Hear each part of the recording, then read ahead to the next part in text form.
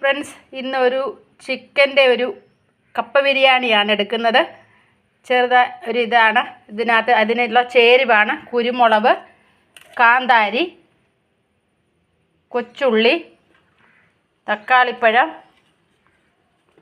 ഇഞ്ചി, വെളുത്തുള്ളി, മല്ലിയില, കരിയാപ്പില. ഇതിൻ്റെ കൂടെ ഇച്ചിരി ഗരം മസാലയും ചേർക്കും, ഇച്ചിരി ചിക്കൻ പൗഡർ കൂടെ ചേർക്കുന്നുണ്ട്. സംഗതികൾ കണ്ടല്ലോ. ഇതിൽ ചേരുവകളൊക്കെ ചേർത്തിട്ടുണ്ട്. മഞ്ഞൾപ്പൊടി, ഇച്ചിരി ഉലുവാപ്പൊടി, ഗരം മസാല, ഇച്ചിരി ചിക്കൻ പൊടി. ബാക്കിയെല്ലാം നമ്മൾ കുരുമുളക് ഇതിലാണ്. ഇത് അരിഞ്ഞ് വെച്ചിരിക്കുകയാണ്. നമ്മളിത് പ്രത്യേക ഇതിലാണ് ഉണ്ടാക്കുന്നത്. ഇതിൻ്റെ പേരെന്തുവാണെന്നൊന്നും അറിയത്തില്ല. ഇതിലൊരു 4-1 ചേർക്കും ഇതിനകത്ത് അരിഞ്ഞ് അവസാനം പൊതിയുമ്പോൾ. കാണിച്ചു തരാം. നമ്മൾ പുതിയതായിട്ടിപ്പോൾ ഉണ്ടാക്കുന്നത് പറഞ്ഞാൽ നമ്മളിത് വാഴയിലാണ് ഉണ്ടാക്കുന്നത്. വാഴയിലാണ് വാഴയില വാട്ടി അതിനകത്ത് വെച്ചാണ് പുഴുങ്ങിയെടുക്കുന്നത്. അതാണ് അതിൻ്റെ പ്രത്യേകത. കാന്താരി, കുരുമുളക് ചേർത്ത് ഇതിനകത്ത് വെച്ച് പുഴുങ്ങിയെടുക്കുന്നതാണ് അതിൻ്റെ പ്രത്യേകത.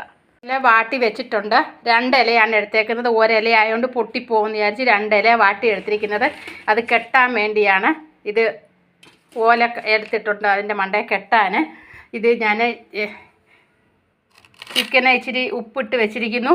അതിനുള്ള മസാലയാണ് ഇത് എടുത്ത് വെച്ചിരിക്കുന്നത്. ഈ മസാല ഇതിനകത്ത് അരച്ച് വരട്ടിയെടുക്കും. എടുത്ത് വെച്ചിട്ട് ഈ മസാല ഈ ചിക്കൻ്റെ കൂടെ അരച്ച് വരട്ടി ഒരു 2-3 സെക്കൻഡ് അവിടെ വെച്ചേക്കും. വെച്ചിട്ട് ഇലയ്ക്ക് അത് വാരി പൊതിഞ്ഞ് കെട്ടി വയ്ക്കും. ഞാൻ അടുപ്പിലാണ് വെക്കുന്നത്. വേണ്ട, അടുപ്പിൽ ഇഡലിക്കുട്ടത്തിലാണ് വെക്കുന്നത്. കണ്ടോ, അടുപ്പിൽ ഇഡലിക്കുട്ടത്തിൽ വെച്ചാണ് ഇത് പുഴുങ്ങുന്നത്.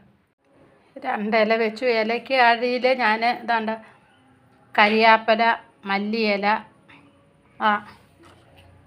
ഇത് പിന്നെ തക്കാളിപ്പഴം എല്ലാം അരിഞ്ഞിട്ടിട്ടുണ്ട്. അതിൻ്റെ മണ്ടയിൽ ഈ മസാല എടുത്ത് കമത്തും.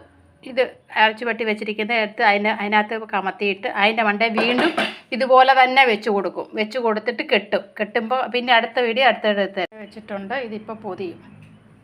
ഇത് പൊതിഞ്ഞ് കെട്ടി ഈ രൂപത്തിലാക്കിയിട്ടുണ്ട്. ഇത് ഇനി നമ്മൾ അടുപ്പേ വെള്ളം തിളച്ച് കിടക്കുന്നു. അതിനകത്തോട്ട് വെക്കാൻ പോവുകയാണ്.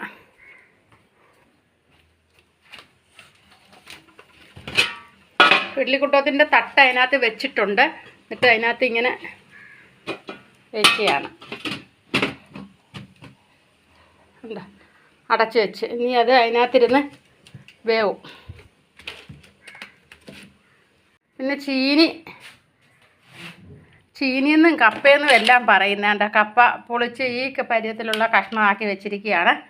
കപ്പ പുഴുങ്ങാൻ വേണ്ടി കൊണ്ടിരുന്നപ്പോൾ ഒന്ന് ഇച്ചിരി വെള്ളം കുടിക്കണമെന്ന് തോന്നി. അപ്പോൾ ഞാൻ ഇച്ചിരി പഞ്ചസാരയും ഇട്ട് നമ്മുടെ ഗ്യാസ് പൊടി ഇട്ട് അതാണ്ട് ഇതിൽ കൂടി ഇച്ചിരി ഒഴിച്ച് മിക്സിയിലൊന്ന് അടിച്ച് വാട്ടെടുക്കാൻ പോവാം. എങ്ങനെ നോക്കട്ടെ. മിക്സിയിൽ അടിച്ചെടുത്ത് വെള്ളം നല്ലതായിരുന്നു. കുടിച്ചപ്പോൾ ടേസ്റ്റ് ഉണ്ടായിരുന്നു. നിങ്ങൾ ഒന്ന് ടെസ്റ്റ് ചെയ്ത് നോക്ക്. റെഡി ആയിട്ടുണ്ട്. നമുക്കൊന്ന് നോക്കാം.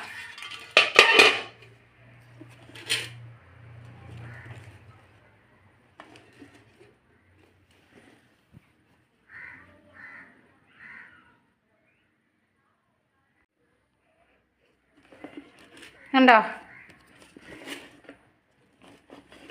പുഴുങ്ങി വെച്ചിരിക്കുകയാണ്. അതിനകത്ത് ഇച്ചിരി വെള്ളം കെട്ടിക്കിടപ്പുണ്ട്. ആ വെള്ളം പറ്റിച്ചെടുത്തിട്ട് കപ്പയുമായിട്ടെടുത്ത് മിക്സ് ചെയ്യണം. കപ്പ ബിരിയാണി റെഡിയാണ്. കണ്ടോ, കപ്പ ബിരിയാണി റെഡി. ഇത് ഞാൻ അടുപ്പേ തന്നെ വെച്ചേക്കുകയാണ്. ഇതിനി അടുപ്പയിലോട്ട് വെച്ചതൊന്ന് ചൂടായിട്ടിരിക്കണം.